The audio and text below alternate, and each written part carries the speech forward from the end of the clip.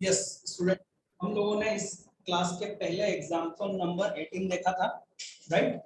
और अब तक हम लोग सैलरी, कमीशन, रेंट और इंटरेस्ट ऑन कैपिटल के बारे में देख चुके हैं। ठीक, अब हम लोग आज देखेंगे ट्रांसफर टू रिजर्व। ठीक है, इस टॉपिक को समझाने से पहले एक बहुत बेसिक सा एग्जांपल लेता हूँ जो हम लोगों के फैमिली में घर में होता है। मान लीजिए हमारे पेरेंट्स की इनकम कितनी है, 25,000 पर मंथ है, ठीक है। तो हम लोग क्या करते हैं, हमारे पेरेंट्स क्या करते हैं, हमारे पापा जी करने, हमारे जो भी पेरेंट्स में वो क्या करते हैं, क्या ये पूरा पैसा एक्सपेंस कर देते हैं? नहीं, उनकी हमेशा कोशिश होती है कि हर मंथ की सैलरी में से कुछ हिस्सा वो क्या करते रहे, बचा के रखे। हाँ या ना? ऐसा क्यों करते हैं वो?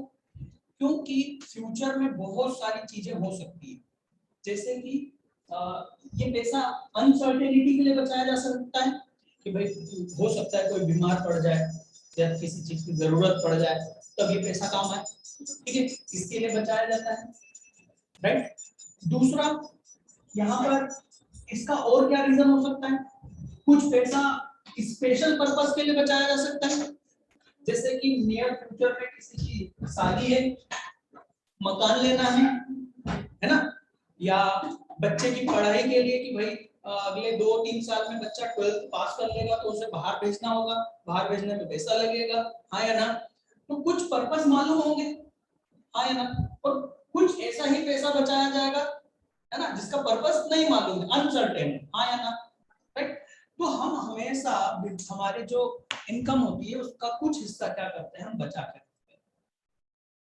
ठीक है, कभी हम उसका कोई रीजन नहीं मालूम होता है और किसी का हमको स्पेशल पर्पस मालूम होता है कि हमें क्यों बचा है।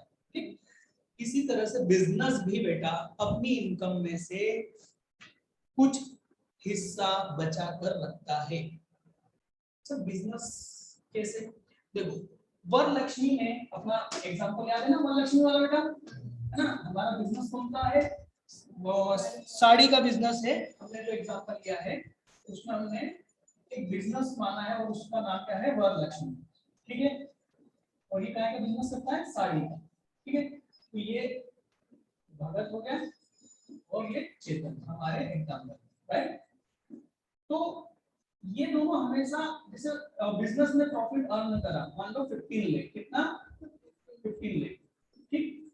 तो मान लो ये दोनों हमेशा चाहेंगे कि इसका कुछ हिस्सा हम बचा कर रखें। किस लिए सर? वही दो रीजन जो हमारी फैमिली के, कुछ हिस्सा तो हम इसमें से इसलिए बचा के रखने की कोशिश कर सकते हैं जिसका हम जानते नहीं कि कुछ भी हो सकता है ना। कुछ पैसा बचा के रखना अनसर्टेनिटी के लिए, हो सकता है कि कुछ पैसा हम किसी स्पेशल पर्पस के लिए भी बचाना चाहते हैं, दोनों हो सकता है। भाई इनको बिल्डिंग बनानी है, इनके बिजनेस को और बड़ा करना है ना, इनको पर्पस उसका मालूम है, कुछ पैसा इसका नहीं मालूम, राइट। तो अपनी इनकम में से कुछ पैसा क्या करते रहेंगे, बचाकर रखेंगे।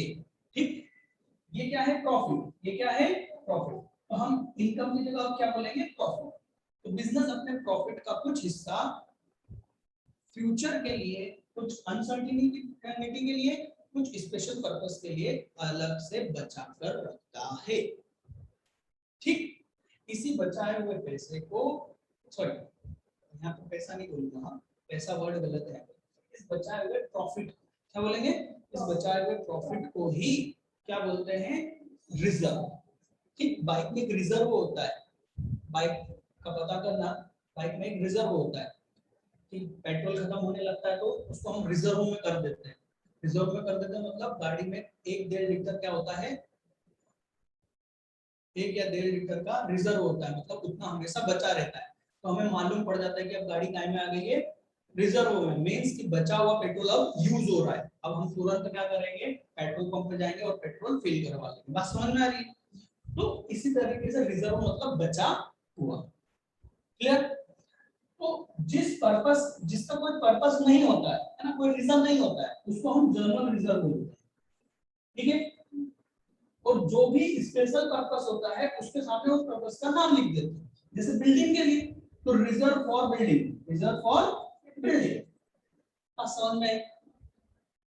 ठीक, तो हमको अब यहाँ पर क्या सीखना है कि ये जो नेट प्रॉफिट दिया हुआ है इस प्रॉफिट में से कुछ हिस्सा हम रिजर्व में ट्रांसफर करेंगे। रिजर्व में ट्रांसफर करेंगे मतलब सिंपल सी बात। देखो अभी तक हमने क्या देखा कि नेट प्रॉफिट बिजनेस के प्रॉफिट एंड लॉस अकाउंट से आता था और हम उसको क्या कर लेते थे, दोनों पार्टनर किसी न किसी तरीके से अपने कैपिटल अकाउंट में ट्रांसफर कर लेते थे। इंटरेस्ट ऑन कैपिटल के नाम से, सैलरी के नाम से, कमीशन के नाम से पूरा रफा दफा कर देते थे। बिजनेस के पास कुछ बचता था क्या? नहीं, ये उनके कैपिटल अकाउंट में चला जाता था।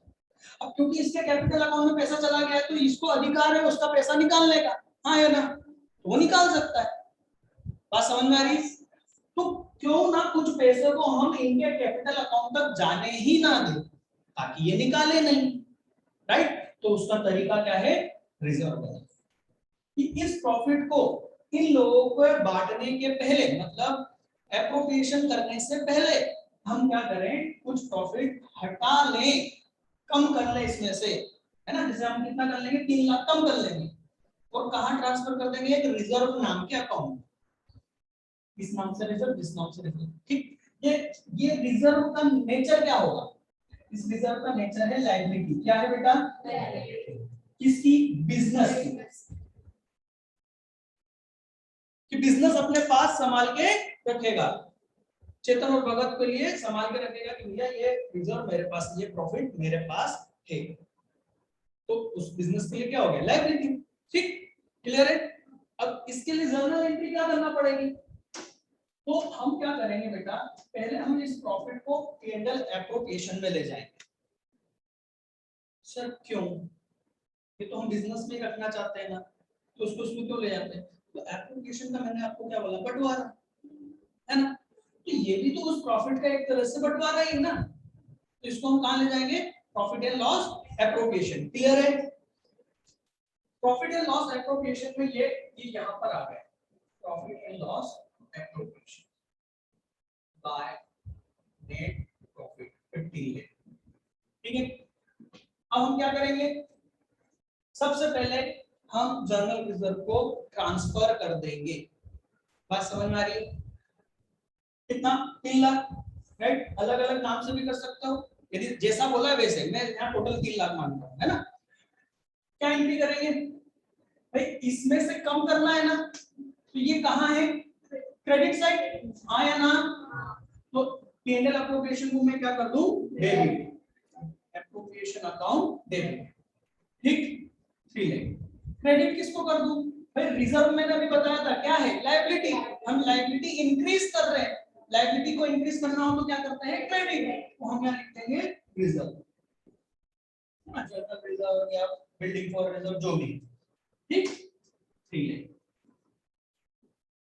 इसकी पोस्टिंग में यहां पर क्या आ जाएगा? Journal reserve. ठीक है, कितना? 3 लाख।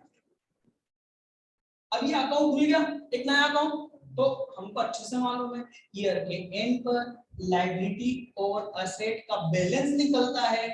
ये लायबिलिटी है तो इसका ये 3 लाख बैलेंस बैलेंस शीट में कैपिटल के नीचे, इनकी कैपिटल के नीचे आएगा रिजर्व।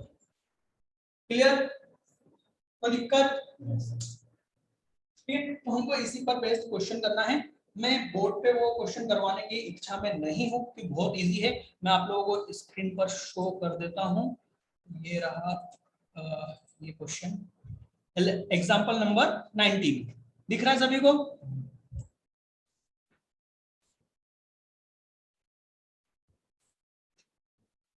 ठीक है, इसमें क्या करना है? सिर्फ जर्नल एंट्री करना है। क्या करना है? ठीक है, तो फटाफट हम इसमें सारी जर्नल एंट्री देख लेते हैं, है ना? ये आपके लिए होमवर्क है, बस एक्सप्लेनेशन में कर रहा हूँ और आंसर्स आपके पास में ही है। हो जाएगा होमवर्क? अपन क्वेश्चन को देख लेते हैं, है ना? चलिए, इन्होंने कहा कि हमें अमित और सुमित को क्या करना है? जर्नल एंट्री करना है प्रॉफिट बांटने के पहले। ठीक, ये सारी, ठीक है? सैलरी देना है किसको? अमित को। एंट्री हो जाएगी, ठीक है? आंसर है आपके सामने। ठीक, फिर दूसरा नंबर पे क्या बोला है? Interest on capital. ठीक है, कैपिटल इन लोगों की दे रखी है, नहीं सॉरी, इंटरेस्ट ही दे रखा है। ये जो अमाउंट दिया है क्या है? इंटरेस्ट का अमाउंट है, अमित को 10,000 देना है और सुमित को 15,000, ठीक। कमीशन पेबल टू सुमित हो जाएगा, transfer to general reserve, simple सी एंट्री कर देना, ठीक है। फिर profit 60,000 is to be distributed between Amit and Sumit 3:2, तो 60,000 का जो प्रॉफिट है वो बांट देना। तो सिर्फ जनरल एंट्री वाला क्वेश्चन है। सर क्या इस टाइप का क्वेश्चन एग्जाम में आ सकता है? हाँ आ सकता है, कोई बड़ी बात नहीं है ना। 4-5 एंट्री करने के लिए 5 एंट्री 5 नंबर पे पूछ सकता है, ठीक है। इसके बाद वाला एग्जांपल नंबर 20 दिख रहा है आप लोगों को? दिख रहा है ना? तो इसको पेंसिल से यहां पर लिख लो, आफ्टर एग्जांपल नंबर 32। एक बार 32 मेरे को चेक कर लेने दो, चेक कर रहा हूं।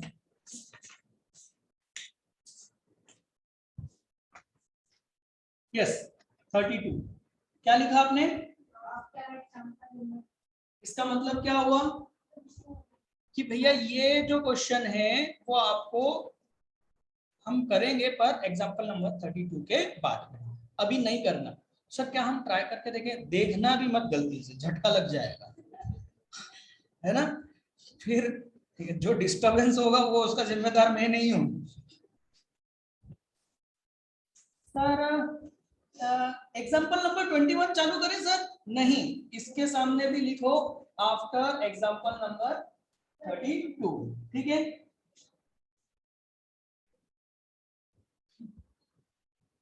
सर यहाँ क्या हो गया? गलती हो गई, अगली बार नोट्स में सुधार लूंगा, ठीक। सही में गलती हो गई, मैं सुधार लूंगा, और क्या बोल गया। चलिए अब आता है एग्जांपल नंबर 22। सर ये भी नहीं है, सर थोड़ी ना होता है, इतनी गलती थोड़ी ना होती है, तो तुम गलती पे गलती करते जाओगे क्या? हाँ भाई, एग्जांपल नंबर 22 मैं बोलूँ ना, निहायती इजी क्वेश्चन है। क्या? निहायती इजी क्वेश्चन है। रीड करो, ठीक, और बताओ कि आप कर सकते हो या नहीं। चलिए इस क्वेश्चन में बहुत ही सिंपल क्वेश्चन है। इसमें सिर्फ इतना नया है दिया गया है, ये आप फर्स्ट 2000 ये दिख रहा है ना। क्वेश्चन बहुत सिंपल है, जिसमें कहा है कि पीक्यूआर पार्टनर है, तीनों की कैपिटल दे रखी है और तीनों को ये कह रखा है कि इंटरेस्ट कितना देना है, 5% का, ठीक है। और ये भी कहा गया है कि तीनों को सैलरी देना है 750 रुपए पर ईयर की, एनएम की, राइट। तो ये देखो, इनको इंटरेस्ट दे दिया और ये सैलरी में आप पेंडल एप्रोप्रिएशन में देखना बेटा, है ना, और सैलरी तीनों को दे दी, ठीक। फिर इसके बाद में उन्होंने जो क्वेश्चन में कहा वो कि फर्स्ट 2000 ऑफ डिविजिबल प्रॉफिट, कौन सा प्रॉफिट बेटा? डिविजिबल प्रॉफिट का मतलब क्या हुआ कि ये सब बाकी चीजें माइनस करने के बाद जो बचा प्रॉफिट, क्लियर है, वो क्या होता है? डिविजिबल प्रॉफिट होता है।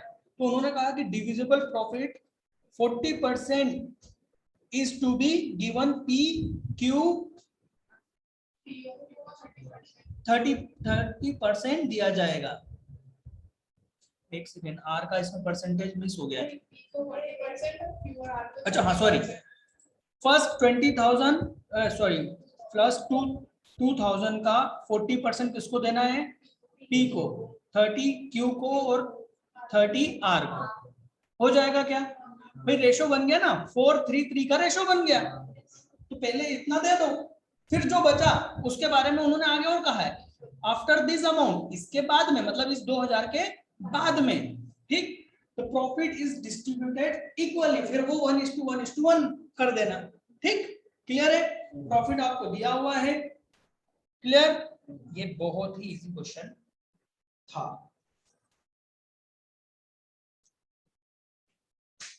ओके अब इसके बाद में जो नेक्स्ट एग्जांपल आ रहा है, एग्जांपल नंबर 23, ठीक है बेटा। बहुत ही इजी क्वेश्चन है, ये आप लोगों के लिए होमवर्क है, ठीक है। 23 भी होमवर्क है, आपको सॉल्व करना है। सर कुछ कंफ्यूजन आ जाए तो इसको सॉल्व करते वक्त, तो कल पूछ लेना। ठीक, ऐसा इसमें कुछ नहीं है जो आप ना कर सको। ठीक है, अलग अलग केस बना रखे, समझ में आ रही, केस बना रखे है ना, कि ऐसा हुआ तो बताओ क्या करोगे, ऐसा हुआ तो क्या करेंगे, राइट। बहुत सिंपल क्वेश्चन है, आपके प्रैक्टिस के लिए दिया गया है, अब तक जो हमने पढ़ा है उसको थोड़ा सा समझने के लिए। ओके, अब हमारे पास में यहाँ पर आता है नया टॉपिक, पार्टनर्स ड्राइंग्स, राइट। ये टॉपिक काफी बड़ा है, इस टॉपिक को कंप्लीट करने में कम से कम 2 से 3 दिन के लेक्चर लगेंगे, 1-1 घंटे के। ठीक है, पहले हम इसका मतलब समझेंगे, उसका कैलकुलेशन समझेंगे, फिर उसकी जर्नल एंट्री देखेंगे, 2 दिन तो ये हो गए। ठीक है, और तीसरा दिन उस पर बेस्ड कोई क्वेश्चन देखेंगे। ठीक, तो करीबन 2.5 से 3 घंटे की क्लास टोटल मिला के होगी। ठीक है, 1-1 घंटे की। ओके, तो ये हम अब नेक्स्ट वीडियो में देखेंगे, नेक्स्ट क्लास में देखेंगे। तो आज के लिए बेटा इतना ही।